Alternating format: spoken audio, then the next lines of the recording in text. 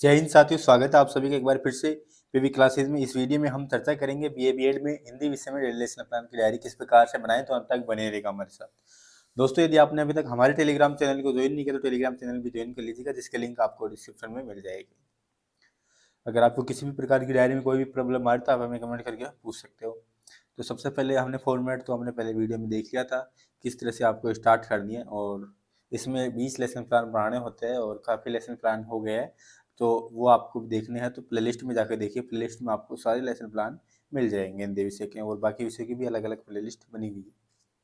तो सबसे पहले क्लास लिखनी है, जो भी क्लास है, फिर दिनांक लिखनी है, जो भी दिनांक है, कालांश जो भी है, विषय है हिंदी, संबंध इकाई है गद्य, पाठ्य प्रकरण है हिमालय की बेटियां, उद्देश्य अपेक्षित व्यवहारगत परिवर्तन, ज्ञानात्मक भाषा तत्वों का ज्ञान, विषय वस्तु का ज्ञान। विद्यार्थी हिमालय की बेटियां नामक पाठ में आए नवीन शब्दों का प्रत्यभिज्ञान में प्रत्यय स्मरण कर सकेंगे। विद्यार्थी हिमालय की बेटियां नामक पाठ का प्रत्यभिज्ञान कर सकेंगे।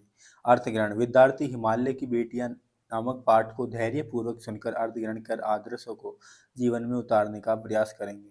विद्यार्थी मनोयोग पूर्व पाठ को पढ़कर उसके भाव को ग्रहण कर सकेंगे। अभिव्यक्ति, विद्यार्थी सुश्रव्य वाणी में बोल सकेंगे। विद्यार्थी सुपाठ्य लेख लिख सकेंगे। कौशलात्मक, विद्यार्थी शुद्ध उच्चारण की कुशलता का विकास प्राप्त कर सकेंगे। विद्यार्थी शुद्ध व्याकरण संबंधित भाषा में दक्षता प्राप्त कर सकेंगे। अभिरुचि, विद्यार्थी पाठ में रुचि लेंगे व अन्य संबंधित पुस्तकों का अध्ययन कर सकेंगे। अभिवृत्ति, विद्यार्थी पाठ में आई ईमानदारी, कर्तव्य निष्ठा आदि सद्वृत्तियों को जीवन में उतारने का प्रयास करेंगे। इसके बाद सहायक सामग्री, सहायक सामग्री में लपेट, फलक, जाड़न, श्वेत वर्तिका, संकेतक आदि। शिक्षण विधि, प्रविधि, स्पष्टीकरण विधि, व्याख्यान विधि और प्रश्नोत्तर विधि। पूर्व ज्ञान, विद्यार्थी हिमालय के बारे में सामान्य जानकारी रखते हैं। प्रस्तावना प्रश्न करने होंगे, 5 प्रस्तावना प्रश्न करने होता है, जिसमें लास्ट क्वेश्चन समस्यात्मक क्वेश्चन होता है। छात्र अध्यापक क्रिया, विद्यार्थी क्रिया, हम किस देश में रहते हैं? भारत में। भारत को पृथ्वी का स्वर्ग किसे कहते हैं? कश्मीर को। कश्मीर किस दिशा में स्थित है? उत्तर में। उत्तर में कौन सी पर्वत श्रृंखला स्थित है? हिमालय। हिमालय की बेटियों के बारे में आप क्या जानते हैं? यह हो जाएगा समस्यात्मक। उद्देश्य कथन, आज हम हिमालय की बेटियां पाठ के बारे में विस्तार पूर्वक अध्ययन करेंगे। अब यहाँ से प्रस्तुतिकरण स्टार्ट होता है। इसमें 4 कॉलम होते हैं। अध्यापन बिंदु, छात्र अध्यापक क्रिया, छात्र छात्रा क्रिया, श्यामपट्ट सारांश एवं सहायक सामग्री। फिर है पहला है आदर्श वाचन। छात्र अध्यापिका उचित गति से विराम चिन्हों को ध्यान में रखते हुए आरोह अवरोह के साथ पाठ का आदर्श वाचन प्रस्तुत करेगी। छात्रा अध्यापिका के आदर्श वाचन को विद्यार्थी ध्यान पूर्वक सुनेंगे। अभी तक मैंने उन्हें दूर से देखा था, डैश डैश डैश पास और रखा ही है क्या, यहाँ से यहाँ तक आपको पढ़ाना है। विद्यार्थी ध्यानपूर्वक सुनेंगे। अनुकरण वाचन, छात्रा अध्यापिका विद्यार्थियों को अनुकरण वाचन करने का निर्देश देगी। निर्देशित विद्यार्थी अनुकरण वाचन करेंगे। अशुद्धि संशोधन, छात्रा अध्यापिका द्वारा किए गए अनुकरण वाचन में आई उच्चारण संबंधी अशुद्धियों को शुद्ध करवाया जाएगा। विद्यार्थी छात्रा अध्यापिका की सहायता से शुद्ध वाचन करेंगे।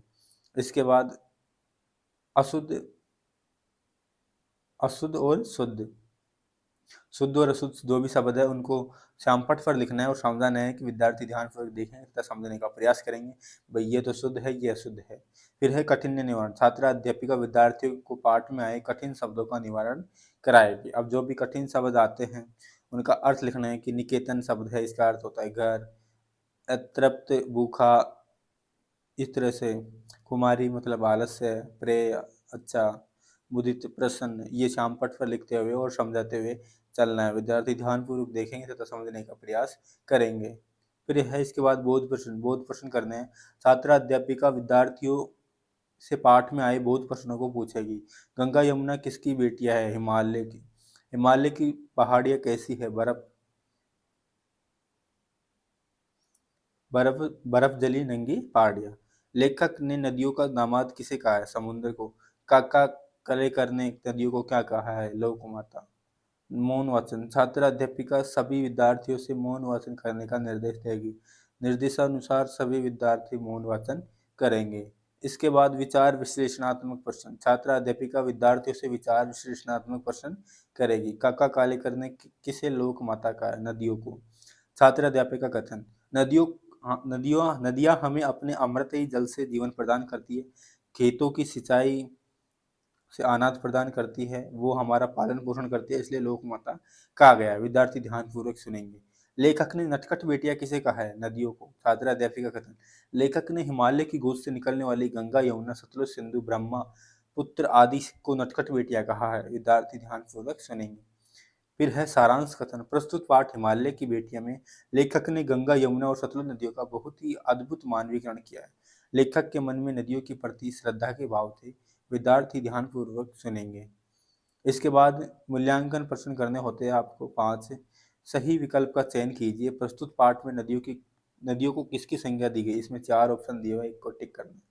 रिक्त स्थान की पूर्ति कीजिए। कालिदास ने खालिस्तान यक्ष में मेघदूत से कहा था, विरही या फिर रही। सत्य असत्य का चयन करना है। सिंधु और ब्रह्मपुत्र महानदी के रूप में समुद्र में प्रवाहित रहती है, ये सत्य है या असत्य है। चौथा है गंगा सतलुज कहाँ आकर बड़ी हो जाती है। इसके बाद एक क्वेश्चन आपको गृह कार्य के लिए देना है, हिमालय की बेटियां पाठ को अपने शब्दों में लिखिए। तो इस तरह से एक हिंदी विषय में हमारी डेली लेसन प्लान कंप्लीट होती है। धन्यवाद। जय हिंद, जय भारत।